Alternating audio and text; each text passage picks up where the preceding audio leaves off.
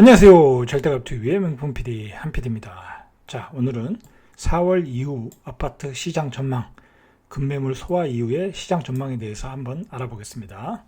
지금 선거가 한참 진행 중이고, 자, 지금의 시장 분위기, 주택시장의 분위기가 아니라 우리 경제 전반의 시장 분위기, 돈이 어떻게 돌아가는지, 자, 자산이 어떻게 움직이고 있는지, 자, 그것에 대해서 먼저 알아야 돼요.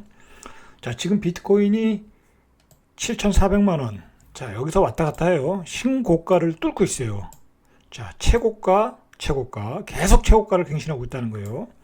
자, 이건 개인적인 생각입니다. 절대로 개인적인 생각인데, 야, 이게 이제 합법화 되느냐, 뭐 또 불법화 되느냐, 뭐 그런 문제는 둘째 치고, 이 비트코인의 그 강점은 뭐냐면, 투자 상품으로서 물량이 한정되어 있는 거예요. 자, 물량이 한정되어 있다 보니까, 말 그대로 이것을 올리는 세력들은 얼마까지 올릴 줄 모르는 거야. 참, 그게 이제, 뭐랄까요, 포인트 같아요. 뭐, 제 개인적인 생각으로는 올해 안에 1억도 갈 수 있겠다. 뭐, 그런 생각도 합니다. 뭐, 개인적인 생각입니다. 자, 그 얘기는 그렇게 하고. 어쨌든 지금, 비트코인이 화랑새다라는 얘기는 비트코인에서 이익을 실현한 사람들이 또 그 돈을 가지고 다른 자산 시장으로 갈 수도 있다라는 거예요. 주식 시장으로 리턴할 수도 있고, 부동산 시장으로 또 들어올 수도 있고. 자, 주식 시장도 지금 화랑이에요. 자, 다시 주식 시장이 한 2,950 정도 바닥 찍고 다시 올라오기 시작했어요. 그래서 오늘 3,100을 돌파한 거로 알고 있어요. 제가 기억하기로는. 자, 다시 주식 시장도 화랑이다. 저금리에 대한 유동성 시장이 다시 자산 시장을 또 뜨겁게 하고 있다고 그래요. 자, 여기에 추가로 미국의 집값도 굉장히 많이 급등하고 있다고 그러죠. 매물이 귀하다고 해요. 자, 미국의 주택시장도 급등을 하고 있다. 현금 유동성, 그 현금 보유량, 뭐 그렇게 그것을 계산하기 제일 편한 게 그 수출의 동향이에요. 수출. 얼마나 많이 수출이 되었냐. 왜냐면 많이 수출을 했으면 우리가 달러를 가지고 들어오는 거잖아요. 그럼 그 달러가 결국 원화로 바뀌어서 유통이 되는 거니까 화폐의 가치를 유지하기 위해서는. 그러나 이제 달러가 외국에서 들어온다고 한다면 그만큼 이제 현금 원화의 유동성이 많아지는 거예요. 그런데 3월에 수출이 538억, 이게 전년비에 비해서 16.6%가 늘었다고 그래요. 자, 3년 만에 5개월 연속 증가세. 그러니까 수출이 계속 잘 되고 있다라는 거예요. 자, 요즘 대한민국은 여러분들이 잘 못 느끼겠지만 대한민국은 세계 10대 강국이에요. 10대 강국. 수출로 볼 때는, GDP로 볼 때는 10대 강국이고, 대한민국의 제조업은 뭐 세계 탑클래스라고 하긴 뭐해도 세계 10위 안에 들 정도로 제조업 강국이에요. 자, 미국을 보시면 아시잖아요. 미국은 뭐 IT 강국이지만 제조업 강국은 아니잖아요. 그리고 일정하게 제조업 퀄리티를 유지할 수 있는 나라가 그렇게 많지 않다는 거예요. 그동안 조금 침체되었던 조선업이 또 곽강을 받지 않고 있지 않습니까? K조선. 우리나라 조선의 우수성이 또 인정받아서 조선의 수출 물량도, 조선의 수주 물량이라고 그러죠. 자, 수주 물량도 엄청나게 증가하고 있잖아요. 자, 그런 점들. 자, 우리는 제조업의 강국이다. 자, 그리고 바이오의 강국으로 또 나가고 있다. 자, 그리고 반도체는 뭐 말할 것도 없고, 자동차도 강하고. 자, 그러니까 우리나라는 지금 한참 이렇게 용이 승천하는 단계예요. 승천하는 단계. 그리고 그만큼 그렇게 수출이 잘 되는 만큼 대한민국은 지금 굉장히 잘 살고 있는 거예요. 비트코인도 강세고, 주식시장도 초강세 국면으로 들어가고 있고, 수출도 잘 되고 있고, 거기다가 지금 그러니까 당연히 이 현금 유동성이 3,224조라고 그래요. 전월 대비 10% 증가. 어마어마하게 증가하고 있는 거예요. 이거 차트로 보면 거의 우상향의 각도가 가파라요. 이렇게 시중에 돈이 많다. 자, 돈이 많으니까 그 돈들이 지금 어디로 갔겠습니까? 이렇게 자산시장으로 가고 있다. 그러면 주택시장이 많이 거품이라고 하는데, 자, 주택시장이 하락할 조짐이 보이느냐? 이제 그런 것만 우리가 체크하면 된다는 거예요. 그런 것을. 자, 이렇게 시장의 체력이 뛰어나다는 거예요. 시장의 체력. 이렇게 시장의 체력이 좋은데 이 하락의 기미가 보이느냐? 자, 그것만 체크하자는 거예요. 자, 정부는 공급 폭탄을 때렸어요. 때렸다고 자평을 하는 거예요. 자, 3기 신도시 등에 이미 건설하기로 한 127만 가구. 자, 여기에 224 공급 대책에 83만 6천 가구에서 200만 가구를 때리겠다. 자, 그래서 홍남기 경제부총리 이 양반이 하는 얘기가 이것은 공급 쇼크 수준이다. 자, 그러니까 앞으로 집을 사지 말아라. 앞으로 집을 사지 말고 기다려라. 그럼 200만 가구면 당신들도 다 분양을 받을 수 있다. 투기를 하는 사태가 일어난 거죠. 자, 그래서 중요한 거는 뭐냐면, 자, 정부가 걱정 마라고 했지만 중요한 거는 뭐냐면 이 정부가 밝힌 시간표.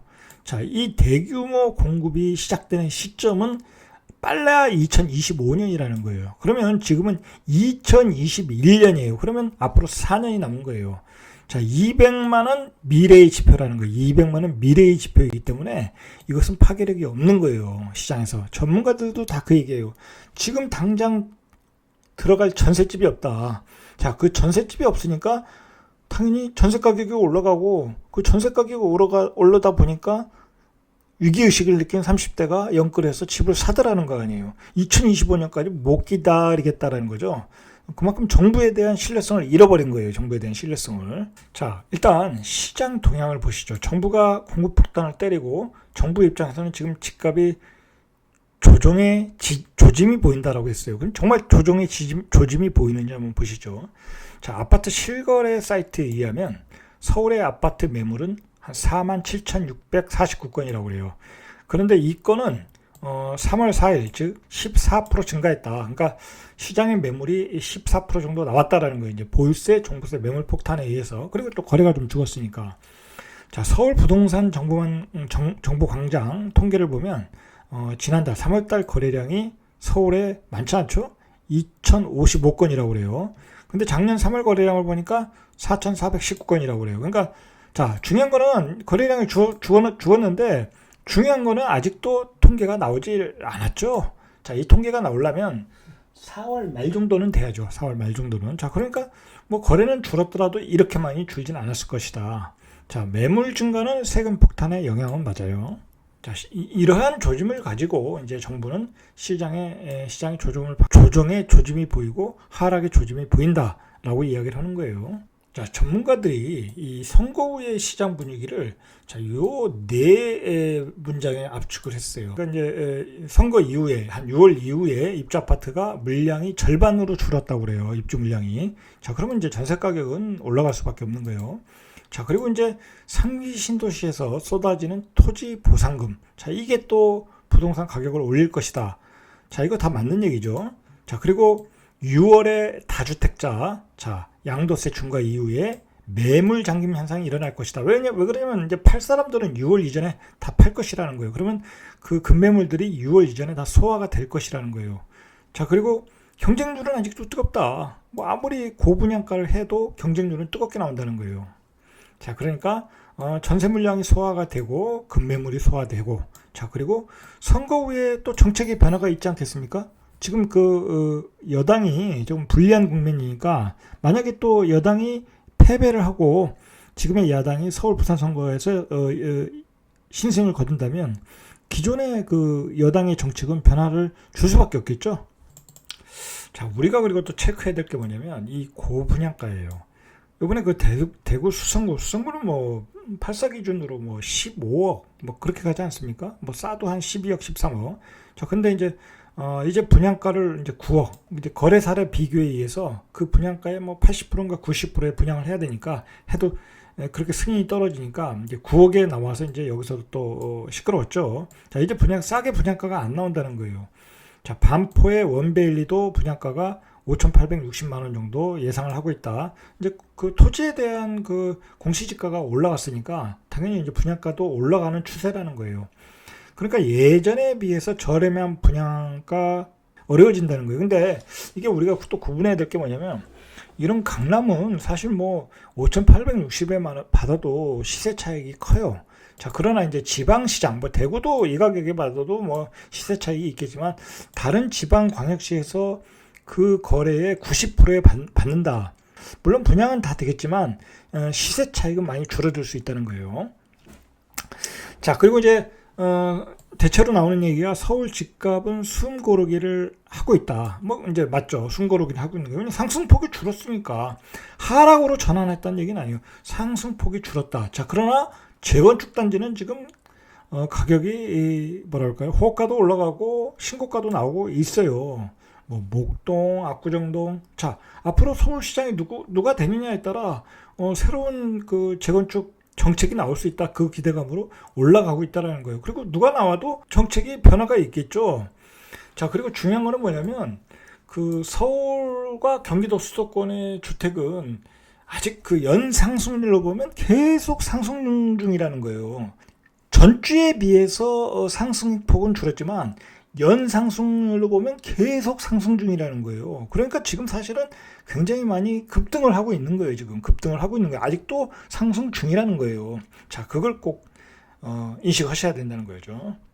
자, 우리가 그 요번에 그 선거를 보면서 정부의 정책에 대한 실기를 많이 해요. 뭐 여러 가지 정책의 실기가 있었지만 일단 이제 서울과 부산 선거가 있으니까 우리가 부산에서도 지금 문제가 되는 게 뭐냐면 그 작년 2019년도인가요? 19년도였죠. 이게 부산 19년 거의 말 정도 한 10월인가 11월인가 그랬죠. 이 조정지구를 해제를 했어요. 자, 정부 입장에서는 부산의 어떤 경기를 활성화시켜달라 뭐 요구가 있었으니까 부산 시민들이 그러니까 해제를 해줘 버린 거야. 딱 해주니까 문제가 뭐냐면 이게 본진이 털렸다는 얘기를 하잖아요. 외지인들이 어떻게 정보를 알고 그냥 다 들어간 거예요. 그래서 그때부터 이 부산의 집값이 급등을 했고 외지인들은 거기서 엄청난 시세 차익을 가지고 나간 거예요. 자, 그러니까 그 집을 못 산 일반 사람들, 뭐 거기에 부동산 투자를 하는 사람들, 투기를 하는 사람들은 뭐 눈치가 빨라서 미리 산 사람도 있지만은, 자, 그러나 일반 시민들은 그걸 잘 모르겠죠. 자, 모르는 상태에서 막 몇 억씩 뛰니까 부산 사람들이 열이 받는 거죠. 경제도 안 좋은데 집값만 폭등했다. 자, 그래서 부산의 조정지구 해제는 부산에 대한 부동산 정책이 어떤 실수였다라고 좀 저는 개인적으로 그렇게 생각을 해요. 왜 그러냐면 어차피 부산은 안 풀어줘도 올라갔어요. 안 풀어줘도 올라가는 지금 왜냐면 다른 광역시에 비해서 저렴하면 그 가격이 어떤 균형점을 맞춰서 찾아가기 때문에 매수 매도가 자연스럽게 시장에서 형성되는 거예요. 자, 그렇게 가격이 형성될 때 어느 시점에 풀어주면 되는데 너무 이렇게 뭐랄까 투자자들이 많이 돈이 몰릴 타임에 이 조정지구를 해제를 해버리니까 이게 웬 떡이냐 하고 외지 투자자들이 들어가서 싹쓸이를 하고 원주민들의 분노를 키워서 어려운 어떤 선거의 국면을 지금 자초한 거예요, 결국은. 자, 그리고 결국은 정부가 자꾸 정책을 내놓는데 그게 거의 다 규제잖아요. 그 임대차 보호 3법. 자, 임대차 보호 3법 때문에 지금 몇 사람이 낙마했습니까? 김상조 정책실장, 박주민 국회의원, 뭐 그 월세를 너무 많이 받아가지고 또 그 뭐 185만 원이면 국회의원이 185만 원 받고 그게 참 저 같으면 못할 것 같아요. 그거 아니 그 좀 그렇잖아요. 상대방의 입장에서 생각하면 저 사람이 어떻게 월세를 185만 원 낼 수 있을까? 자, 그런 거 생각하면 전 그렇게 월세 못 넣을 것 같아요. 차라리 전세로 놓지. 그만큼 그 정부가 지금 그 여당이 만들어 놓은 자꾸 그 법에 자신들이 지금 낙마를 하고 있다라는 거예요. 자, 이런 악순환은 앞으로 계속될 가능성이 많아요. 자, 그리고 이 공공재개발이라는 것도 그래요.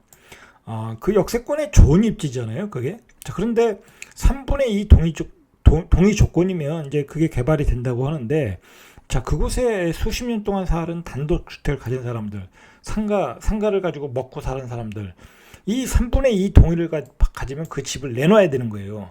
자, 이게 말이 되냐, 이게. 말이 안 된다는 거죠, 이게. 3분의 동의는 말이 안 되는 거예요, 이게. 뭐 4분의 3이든 5분의 4든, 그 정도는 돼야지. 이게 3분의 2 동의했다고 자기가 살고 있던 단독주택을 내놓겠습니까? 자, 그런 문제가 있는 거예요, 이게. 자, 지금은 선거 국면이니까 그 여당의 강경파들이 조용히 있어요. 선거 기간 동안에는 뭐 강경파가 가지고 그동안 펼쳐왔던 정책 때문에 지금 여당이 어려운 국면에 있으니까 이 지금 온건파들이 부동산 정책 완화 정책을 지금 내놓고 있어요. 그래서 이제 예전에도 이제 총선 직전에도 1가구 1주택 종부세나 이거 얘기했었어요. 총선 직전에도. 자, 근데 그거 약속 안 지켰죠. 요번엔 아예 이건 얘기도 안 꺼내더라고요. 어차피 저번에 얘기를 꺼냈다가 안 지킨 거니까. 자, 이제 이렇게 선거가 끝나면 없었던 일이 된다는 거, 없었던 일이. 자, 그리고 이제 선거 후에 이 공공개발, 공공재개발. 자, 이것도 결국은 이제 여러 가지 문제점이 나올 거예요. 자, 이제 본격적으로 한 번 더 2차 지정도 해야 되고, 자, 이제 그걸 추진하는 과정에서 이제 그 택지 그 개발 구역 안에 있는 그 지주들, 예? 뭐 단독주택 가진 사람들, 상가 가진 사람들, 그다음에 이제 반대하는 사람들 이제 부작용이 이제 본격적으로 노출될 것이다. 자, 이게 그러니까 이 부동산에 관해서는 이 별로 할 말이 없는 게 여당의 입장이에요. 자, 그런데 이게 이제 정부가 지금의 여당이 어떤 선거 전략도 잘못 짠 게 결국은 서울시장 선거가 거의 내곡동, 그다음에 부산시장 선거는 LCT. 요즘은 LCT 얘기 또 하지 않더라고요. 다른 뭐 문제 가지고 얘기를 하더라고요. 자, 그런데 내곡동 가지고 부동산의 문제를 얘기하는데 기본적으로 지금의 여당의 가장 아킬레스건은 부동산이에요. 근데 또 부동산 얘기를 한다? 그것도 내곡동. 뭐 어떤 그 정확한 실체를 알 수 없는 내곡동을 가지고 얘기하니까 전혀 약발이 안 먹는 거죠. 자, 어쨌든 선거 후에는 이 지금까지 그 시장에 대한 부동산 시장에 대한 통제 경제를 했잖아요. 자, 그런데 보니까 이 통제 경제를 포기할 수 없는 것 같아요. 지금 주변에서 흘러나오는 이야기들을 보면. 자, 이제 그 선거 국면이니까 완화 정책들이 조금씩 나오잖아요. 그 LTV DTI 규제 완화, 그 다음에 40년 모기지, 그런 얘기까지 나오고 있어요.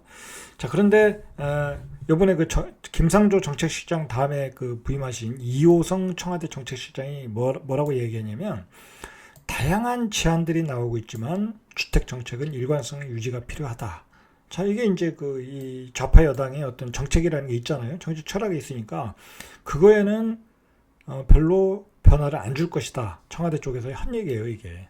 자, 실제로 원내총무, 김태년 원내총무가 강경 예언을 했어요. 자, 뭐라고 했냐면, 자, 한번 읽어볼게요. 내로남불 자세를 혁파하겠다며 고개를 숙이면서도, 국회에서 내로남불 자세를 혁파하겠다며 요즘 많은 실수를 했으니까, 자, 고개를 숙이면서도, 자, 여기서부터 중요한 게요.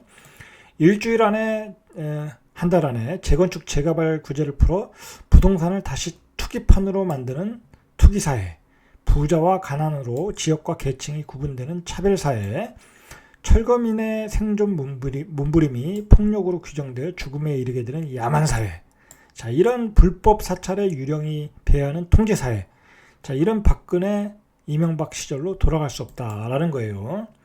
자, 이제 무분별한 재개발 재건축, 자, 그리고 부의 불균형 양극화가 되는 그런 재개발 재건축은 안 하겠다라는 얘기예요.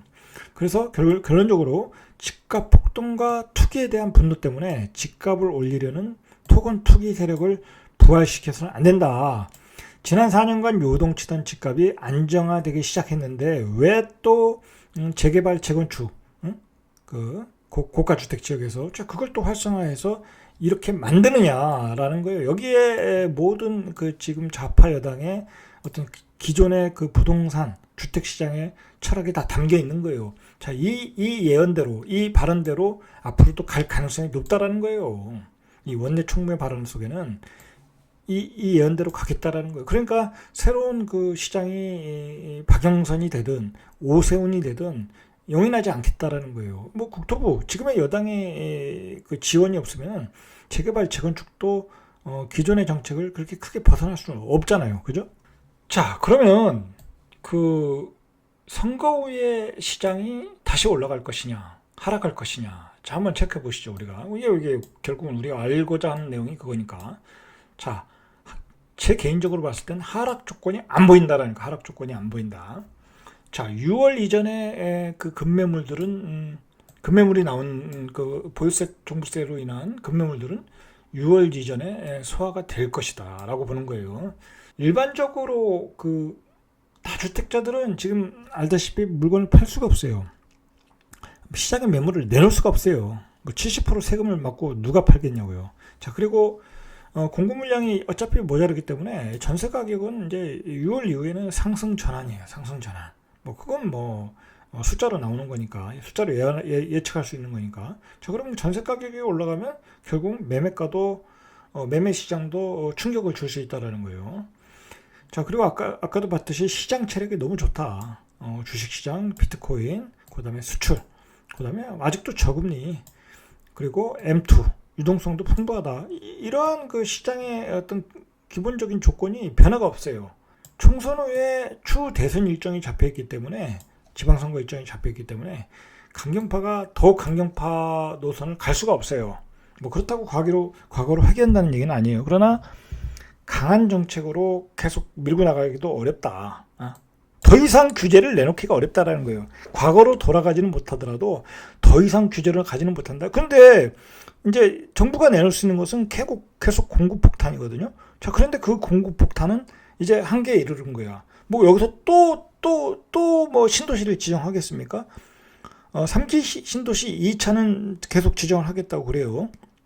자, 그것도 하지 말라고 그러는데 하는 거예요. 자, 그거 중요한 거는 앞으로의 나올 물량은 미래의 물량이라는 거예요. 미래의 물량. 당장 유통되는 물량이 시장에 나와야 되는데 그런 물량이 나오질 않는다. 자, 양도세 완화를 해서 시장의 물량을 확 풀어줘야 되는데 그럴 생각은 전혀 없다라는 거예요. 전혀 없다. 지금 강경파들의 발언을 들어보면. 자, 그리고 어쨌든 그 재건축 시장에 대한 기대감이 있는 거예요. 지금 뭐 그게 이제 오세훈 시장이 된다고 해도 뭐 당장 추진할 수 있는 건 아니에요. 뭐 국토부에서 또 못하게 하면 못할 수 있으니까. 자, 그러나 기대감은 있다라는 거죠. 앞으로 대선도 있기 때문에. 자, 결론적으로 떨어질 조건이 시장에 별로 보이질 않아요. 그런 조건 하에서 이제 정부는 강경 드라이브를 계속 지속하리라고 봐요, 저는. 자, 그래서 이제 계속 지금 언론에 나오고 있잖아요. 7월에 사전 청약은 이제 예정대로 간다. 자, 그런데 중요한 거는 이게 사전 청약 받아도 이거 10년이에요, 10년. 내 아파트 입주하기까지는 10년이다. 별 의미가 없다라는 거예요. 받기도 어렵지만 받아도 별 의미가 없다. 10년 동안 내가 무주택으로 살아야 되는 거예요. 남의 집에서 살아야 되는 거예요. 자, 그래서 또 정부는 3기 신도시 2차 택지를 발표한다고 그래요. 여러 이게 하남, 감봉, 뭐 화정, 고천 여러 지역이 있어요. 지금 신문에서 나오는 예정 지역들이 또 나온다고 그래요. 이것도 또 발표면 또 시끌벅적할 가능성이 많아요. 분명히 이제 여기에 투자한 사람들이 많잖아요. 그죠? 그러면 또 이제 그 투기 실태 또 조사 들어가면 이것도 시끌벅적해요. 이때 또 시끌벅적할 것 같아요. 그리고 3.19 대책은 이게 이제 토지 시장을 완전히 초토화시켰잖아요. 이제 뭐 토지에 대해서 이제 부재지주에 대한 그 양도세 중과, 자, 그리고 장기 보유 특별공제 해제. 자, 이 3.19 대책은 결국은 지방 경제를 거의 초토화시킬 거야, 아마. 자, 그렇게 되면 지방의 민심, 지방의 표심도 여당한테 등을 돌릴 수 있어요. 자, 그렇게 되면 정부는 굉장히 또 지금 경기도 수도권에서 거의 또 경기도, 수도권, 서울, 부산에서 지금 또 지지율이 떨어졌죠. 지방에서 또 떨어질 가능성도 있다. 자, 이거 이제 정부 입장에서 생각을 해봐야 돼요. 자, 결국은 이러한 정책으로 계속 가면은 기존 정책을 바꾸지 않으면 국면 전환이 어렵다고 봐요. 저는 제가 보기엔 어렵다고 봐요. 결국은 기존 매물을 시장으로 내놔야 돼요. 미래의 매물은 필요가 없다. 자, 그러면 기존 매물 중과세를 풀어줘서 시장에서 유통되게 해라. 자, 이제 그런 얘기들을 이구동성으로 하고 있어요. 자, 그리고 이제 어쨌든 그 4월 선거가 어떤 기점이 되고 4월, 5월의 거래량이 어떤 기점이 될 가능성이 많아요. 그러니까 4월에, 5월에 그 급매물이 소화가 되는지 아니면 계속 매물이 쌓이는지, 급매물도 소화가 안 된다. 자, 그러면 이제 또 말 그대로 하락 조짐으로 또 보여질 수는 있어요. 그러니까 그 급매물이 소화가 되면 매물이 6월 이후에는 시장을 낙관적으로 봐야 된다라는 거예요. 자, 그런데 그럴 가능성이 높다라는 거예요. 분명한 것은 지금 수도권, 서울 수도권 시장은 아직도 강하다라는 거, 아직도 상승 중이다. 아직도 하락의 신호가 없다라는 거예요. 그리고 서울 시장은 전세 시장이 관건이다. 자, 결국은 모든 게 이 전세에서 출발하는 거예요. 서울의 전세값이 올라가면 그 외곽 지역으로 가서 매매로 돌아가고, 외곽 지역의 전세 가격이 올라가면 또 매매 가격이 올라가고, 자, 그게 지금의 과정이에요. 지금의 서울 수도권의 한 1년간의 과정이에요. 자, 그리고 정부가 실수했던 것은 뭐냐면 시장은 거의 블랙홀이 됐어요. 모든 걸 빨아들이는 거야. 그 어마어마한 유동성을 가지고 지금 말 그대로 지금 그 대한민국의 주택 시장은 한마디로 제가 보기에는 좀 미쳤어요. 한마디로 미쳐가지고 왜냐면 이게 투기 자본도 한 번 들어가면 차익이 많이 나니까 뭐 요즘은 오피스텔까지 그냥 들어가서 그 뭐야 막 몇 개씩 사고 뭐 그렇다고 그러지 않습니까? 뭐 지식산업센터 뭐 그런 것까지. 자, 그만큼 그 주택 시장이 활발하게 돌아가는데 중요한 것은 그 돈이라는 건 그 어떤 욕망이잖아요. 자, 그런데 그 욕망을 어떻게 정부가 규제로 잡을 수가 없는 거야. 보이지가 않으니까 잡을 수가 없는 거야. 그러니까 계속 풍속효과 나오면서 주택시장, 그 다음에 토지시장까지 그런 비정상적 거래가 일어나고 투기 사태가 일어난 거예요. 그러니까 이러한 시장을 규제로 잡겠다. 이것 자체가 잘못된 거예요. 이거 자체가 잡을 수가 없는 거예요. 애초에. 정부는 시장과 상대했기 때문에 이 게임에서 자꾸 깨지고 있는 거예요.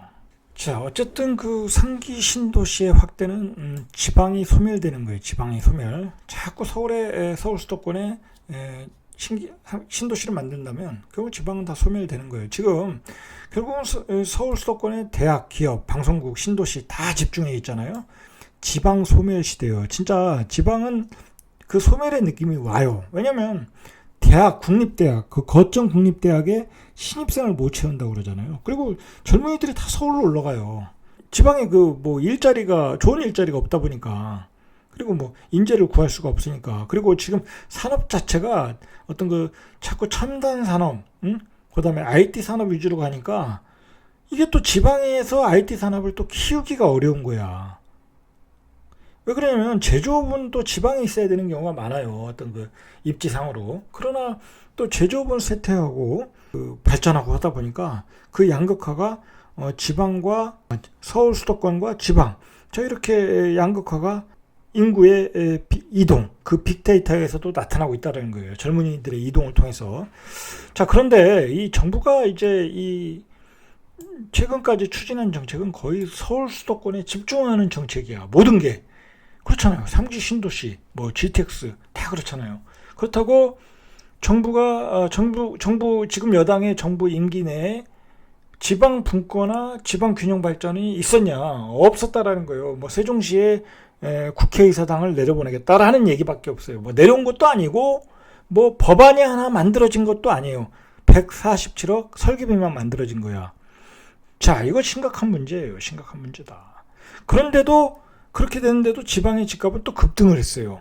아이러니하죠. 지방의 가격이 급등했던 거는 어떤 유동성이 몰렸기 때문에 그런 거예요. 그리고 신축 아파트에 대한 수요가 있었기 때문에, 그리고 중심에 대한 수요가 있었기 때문에, 자, 그런 문제는 둘째치고라도 지금의 그 여당이 보여준 정책은 전부 서울과 지방의 양극화를 더 벌려놨다라는 거예요.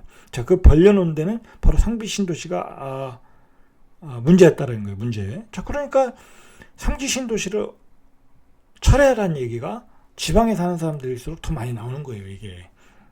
왜냐면 지방이 소멸되니까. 왜냐면 거기가 인구가 몰리면 그 주변에 또 산업 그 공단이라든지 벤처밸리, 테크노밸리가 다 몰릴 수밖에 없는 거예요. 이거 서울의 4채 중 한 채가 공시지가가 9억을 넘으니까 이게 종부세가 아니고 중산층세로 변질됐다고 그래요. 이 조선일보 기사에 의하면. 그러니까 이렇게 또 이런 상황에서 또 서울에 세금 폭탄을 때리고.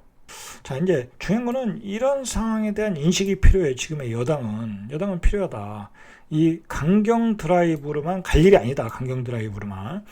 정부에 이제 내년 1년 남았잖아요. 이 출구 전략이 필요한 거예요. 출구 전략. 다음 정권에도 이렇게 하겠습니까?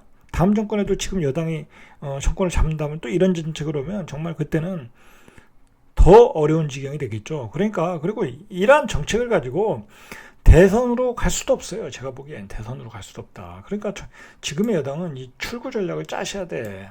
이런 강경 드라이브는 곤란하다. 자, 곤란하다. 자, 그러니까 결론적으로 이 무주택자들은 어떻게 판단하셔야 되겠어요? 제가 다 얘기했잖아요. 하락의 조짐이 안 보인다. 하락의 조짐이 안 보이고 오히려 상승의 조짐만 보이더라. 그리고 시장의 체력은 너무 좋다. 그리고 사전 청약을 기다리긴 시간이 너무 많이 걸리고 나한테 기회가 올 것 같지 않다. 자, 그러면 바로 이게 6월까지 급매물들이 나오지 않겠습니까? 자, 바로 이런 시기가 또 매수 타임일 수 있는 거예요. 무주택자들에게는. 자, 이거 사실은 집값이 참 무서운 게 이 분위기가 또 바뀌면 또 5천, 1억, 2억 오르는 것들은 또 쉽게 올라요. 그러면 또 거기서 1억이 올라 버리면 매수 포기하게 되는 거예요. 그땐 진짜 포기하게 되는 거예요. 본인이 판단해서 적정 가격이면 사야 되는 거예요. 사야 되는 거고요. 사야 되는 거예요, 지금은. 자, 오늘은 여기까지. 이상 절대값 튜브의 명품 PD 한 PD였습니다.